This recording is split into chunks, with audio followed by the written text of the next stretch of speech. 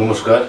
আসলে কবিতা হচ্ছে নিজের মনের যে বহিঃপ্রকাশ, নিজের চিন্তা ভাবনার যে বহিঃপ্রকাশ, সেইগুলো যখন পেন কাগজের মধ্যে দিয়ে আসে তখনই কবিতা তৈরি হয়। কবিতা অনেকের মধ্যেই আসে, সবাই হয়তো ঠিকমতো প্রকাশ করতে পারে না, যে যার সাধ্য মতো কাগজ কলম নিয়ে প্রকাশ করে।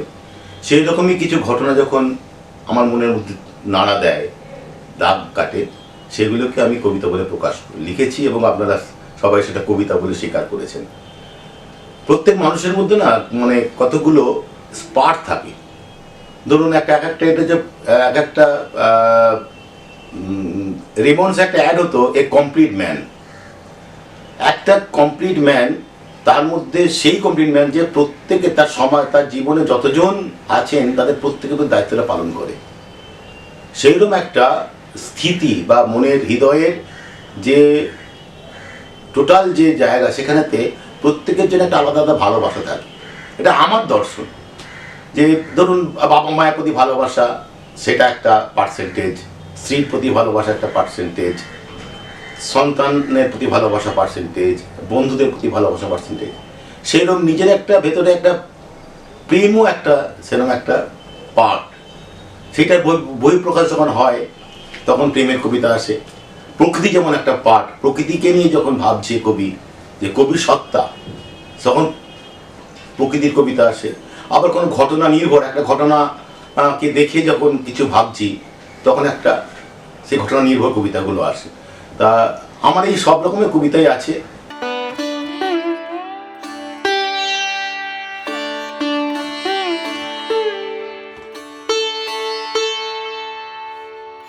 চাঁদ আমার কল্পনার এক নারী, তাকে আমি চিরকাল ভালোবেসে গেছি।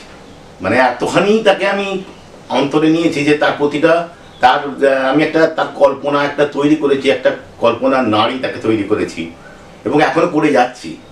সেই চাঁদের রূপ বলুন, চাঁদের চলন বলুন, চাঁদের কথা বলা বলুন, চাঁদের যে চিন্তা ভাবনা বলুন, এগুলো কিন্তু আমাকে প্রচণ্ড রকমভাবে অ্যাট্রাক্ট করে এবং দিনের পর দিন এই চাঁদের নিয়ে চিন্তা আমার শেষ হবে না। চাঁদকে আমি বিভিন্ন তার কোথায় গালে তিল আছে, কোথায় নাকে, কোথায় টিকলো নাক, কতখানি চওড়া কপাল, কতটা গভীর চোখ, এগুলো কিন্তু আমি কল্পনা করে করে লিখে যাই। চাঁদ তো বেসিক্যালি বাস্তবে তো তার দেখা আমি পাইনি, জানি না পাবো কি না। তবে আমার মনে হয় পৃথিবীর কোথাও না কোথাও ঠিক আমার কল্পনার একজন কেউ আছে, সেই তার সঙ্গে একদিন হয়তো মিল হতেও পারে বা হয়তো সে আসতেও পারে।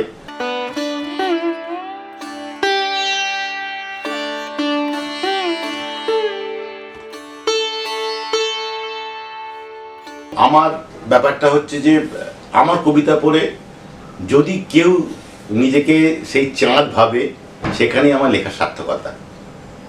বিশেষত কাউকে উদ্দেশ্য করে তো লেখা না, এটা মন থেকে আসা, এবং যখন লিখি তখন পাশে কেউই থাকে না। কল্পনা, এই কল্পনা পড়ে যেমন নীরা একটা কল্পনার মানবী হয়ে গেছে, বনলতা সেন একটা কল্পনার মানবী হয়ে গেছে। কবিতা বলে যে নিজেকে নীরা ভাববে, যে নিজেকে বনলতা সেন ভাববে, যে নিজেকে চাঁদ ভাববে, সেই আমার চাঁদ, এবং সেখানে আমার কবিতা লেখার সার্থকতা।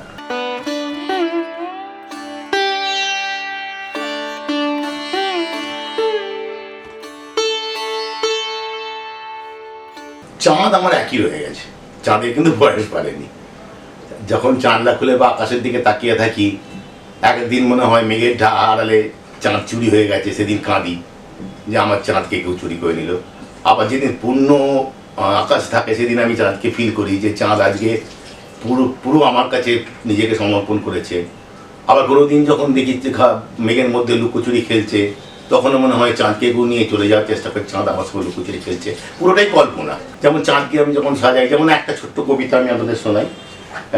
চাঁদকে ধরুন একদিনে বললাম, লাল শাড়িতেই বন্যে শিখা তুই, কপাল জুড়ে রক্ত তপন আভা, স্বপ্নে আঁকা ফিসু ফিয়াস যেন, শরীর বেয়ে বইছে তরল শোভা, বইছে লাভা বক্ষ কোটি জুড়ে, অসমতল দুরন্ত সেই গতি, ছুটছে আদিম গতিহীনতার পানে, আবহমান কালের প্রতিশ্রুতি, অনন্ত পথ অনন্তকাল ধরে ধাইছে চরম অভিসারের পথে, তোর রূপেতেই জগৎ টলমল, জন্ম মৃত্যু সম্মুখ সংঘাতে। উদ্ভ্রান্ত আমি অলস তনু, সেই শেষতে ভাসি বারংবার। ইচ্ছা সকল অনিচ্ছাতেই ভ্রমি, সব কামনার ডাকছে অনির্বার। অবগাহন গ্রাস করবে দেহ, চেতন জুড়ে পূর্বে পূর্ণ কাম। পরজন্ম জাতিস্বরে মেলে, ইহ জনম অন্তিম সংগ্রাম। এক দেহেতে বিলীন হব যবে, চাই না কোনো জন্ম জয়ের মুখ। ভালোবাসাতেই অমরত্ব মানি, ভালোবাসাতেই শ্রেষ্ঠ জন্ম সুখ। চাঁদকে নিয়ে একটু করা লরাট লিখন, রিসেন্টলি গত সপ্তাহেই লেখা কবিতাটা। চাঁদের যে রূপ সেই নিয়ে একটু মজা করে কবিতা একটা। দুটো গভীর চোখের ওপর কপালটা তোর মস্ত, লরাট লিখন লিখতে নাকি ব্রহ্মা সিদ্ধ হস্ত। লিখে রাখেন কপাল জুড়ে ভাগ্য কেমন যাবে, জীবন জুড়ে কোথায় কখন কি হবে আর না হবে। ললাট লিখন পড়তে জানি আমি সবার সেরা, বলে দেব কি কি করলে কাটবে কি কি ভাড়া। তোর কপালে কি কি আছে জানতে গেলে তবে, আমারই ঠিক বাপাস ঘেসে বসতে তোকে হবে। মুখটা একটু এগিয়ে আন, তাকা চোখের পানে। তোর ললাটের লিখন পড়ে বলবো কানে কানে, এমা তোর কপালে তো সুখ কম দুঃখ বেশি। চিন্তা নেই, সুখ বাড়িয়ে দেব, শুধু বললে ভালোবাসি। তোর তো দেখি মাথার ভেতর মামদ ভূতের বাসা, একটা দারুণ টোটকা দেবো, ফল পাবি তার খাসা। শুধু আমার কথা ভাবতে হবে সকাল থেকে রাত, ভূতেরা সব পালিয়ে যাবে, হবেই কুপকার। মনটা তো তোর খুব পুরু উরু, দুষ্টুমি তো মেলা। আমার নামটা স্মরণ করে জল খাবি দুবেলা। যেসব টোটকা বলে দিলাম ঢুকলো কি মাথাতে, মানবি কি মানবি না সেটা সবটুকু তোর হাতে। একটা কথা বলতে পারি, মানুষ যদি সব, দুঃখেরা সব পালিয়ে যাবে, দেখবি সুখের মহোৎসব।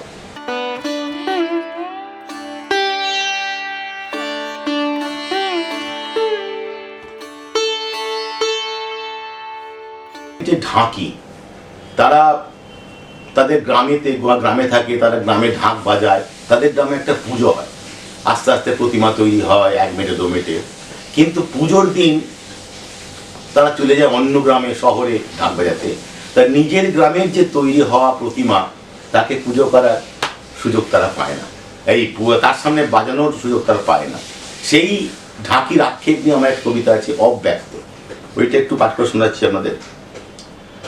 নাচছে কাটি ঢ্যাঙ্কুরাকুর, বাজছে ঢাকের মিষ্টি বোল, টাকডুমাডুম আওয়াজ তুলে মিলছে তাতে ঢুলির ঢোল। কাই নানা কাই বাজায় কাশি, ছোট্ট তাদের ভাগনা, ছন্দে মাতুল সবাই মিলে আজকে তাদের বায়না।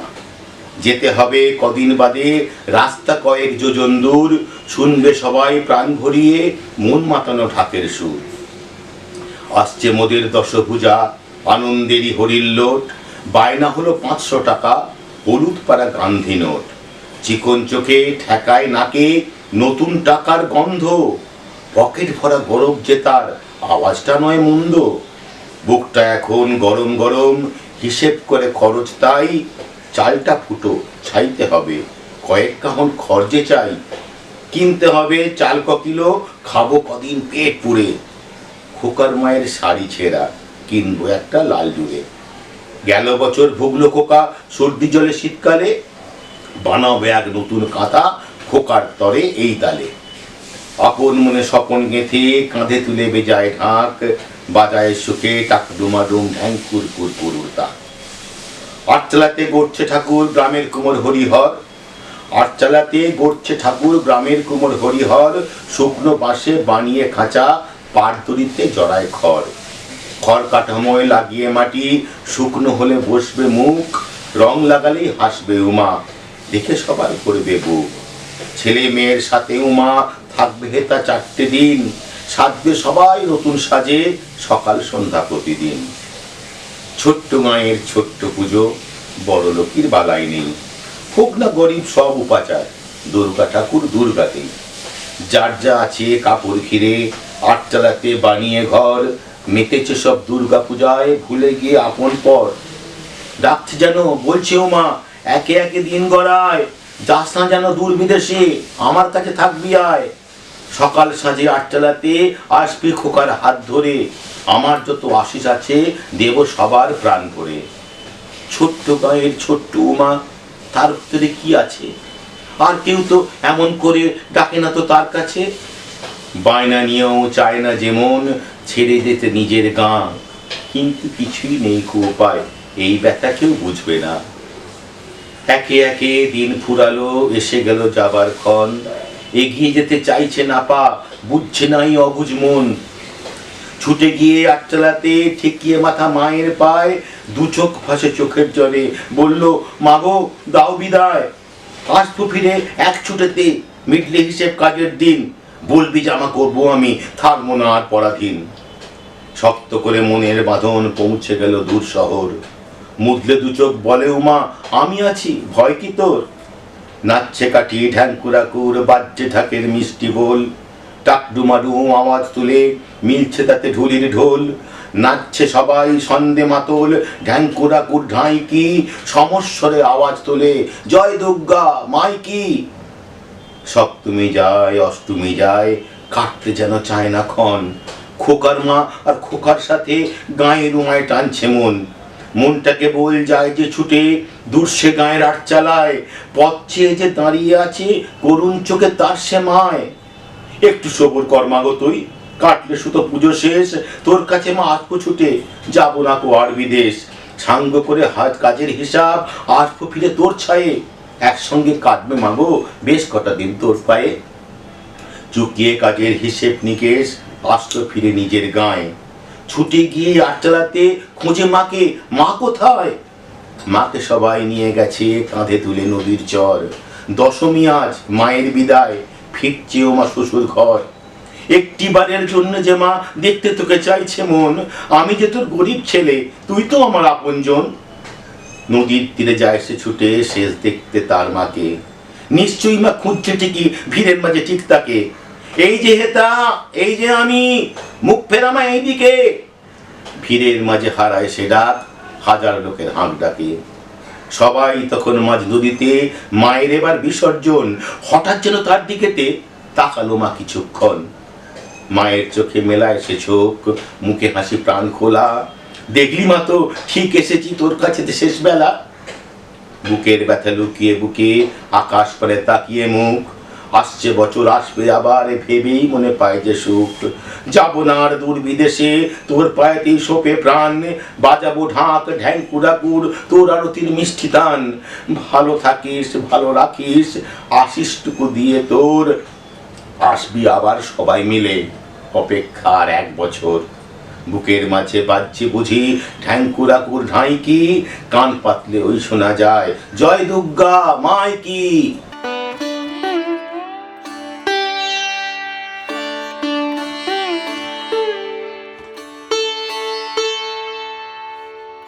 স্বপ্ন প্রাপ্তি। বুকের মাঝে উঠছে থেকে জেগে তোকে পাবার স্বপ্নটা, বুকের মাঝে উঠছে জেগে তোকে পাবার স্বপ্নটা, ভাবছি মনে সঙ্গোপনে আসবে কখন লগ্নটা। সামনে এসে বুকটা ঘেঁষে জড়িয়ে আমায় ধরবি বেশ, আমার চোখে আমার মুখে ছড়াবে তোর এলোকেশ। আমি তখন ততিনি মগন, তাকাবো তোর মুখ পানে, জাপটিক তোকে আমার বুকে কইব কথা তোর কানে। আমার মনের গভীর কোণের সকল কথা কই তোকে, নাড়বি তো মুখ টুক টুক টুক, ঘষবি মাথা মোর বুকে। তোর দুটো পা রাখবি খ্যাপা আমার দুটো পার ওপর, তেমন করেই তোকে ধরেই ঘুরবো ঘরের তেপান্তর। যেই না আমি নাকটা আমার ঘষতে যাব তোর নাকে, লজ্জা পেয়ে দুষ্টু হয়ে ঘোরাবি মুখ ডান বাঁকে। তোরই কেশে আসবে সুবাস, টানবো আমি গভীর শ্বাস, ফিসফিসিয়ে বলবি আমায় একটু আরো ভালোবাস। এইভাবে বেশ কাটবে সময়, নেই কো হিসেব সময়টার। তারপর তুই বলবি আমায় অনেক হলো এবার ছাড়। তখন মোরা দুজনাতে মুদব নয়ন এক নিমেষ, মেলবো আঁখি সামনে দেখি বাসর পাতা মেঘের দেশ। পড়তে বরণ তোর আগমন, মেঘেরা সব ব্যস্ত আজ, একটা কোণে আপন মনে আঁকছি বসে তোর কোলাজ।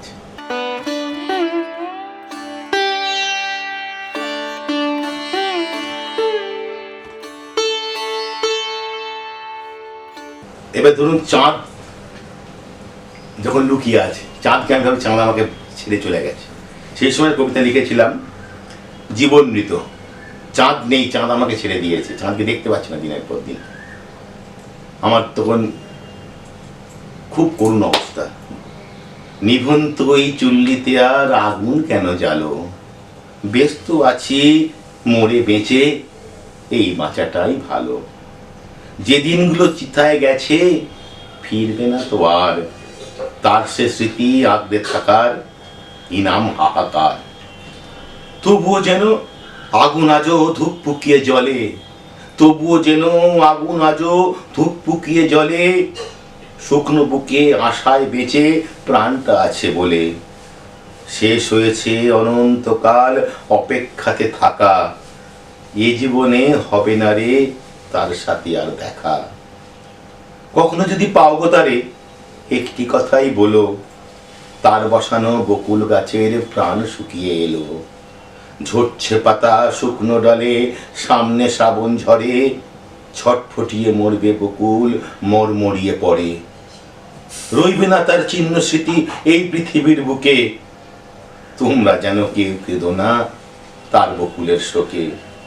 সামনে জনম বলে যদি জনম কিছু থাকে, আসবো ফিরে নতুন হয়ে, পাবই আমি তাকে। সেই আশে দেই আর কটা দিন বেঁচে আছে প্রাণ, কিন্তু এমন জীবন বাঁচা মৃত্যুরই সমান। নিভুন্ত ওই চুল্লিতে তাই আগুন জ্বালাস নে, অনেক কষ্টে শুকিয়েছি বুক আর তা ভেজাস নে।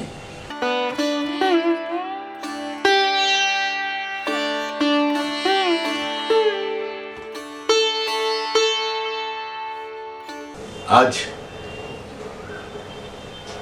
নিজেকে আত্মবীক্ষণ করতে করতে আমি বুঝতে পারছি যে কবিতা নিয়েই আমার যে যাপন, সেটা আমার সারা জীবন যেটা এসেছে আরও সামনে যাপন করতে হবে। নিজেকে কোনোদিন এভাবে তো সামনে আনতে পারিনি। এখন যেটা নিজেকে বুঝতে পারছি, নিজের ভেতর থেকে, যে এইভাবে কবিতা নিয়ে আমাকে বাঁচতে হবে। সেখান থেকে কি পাবো, কে পাবো না, কে কি পড়লো কে পড়লো না, সেগুলো নিয়ে ভাবার অবকাশ আমার নেই।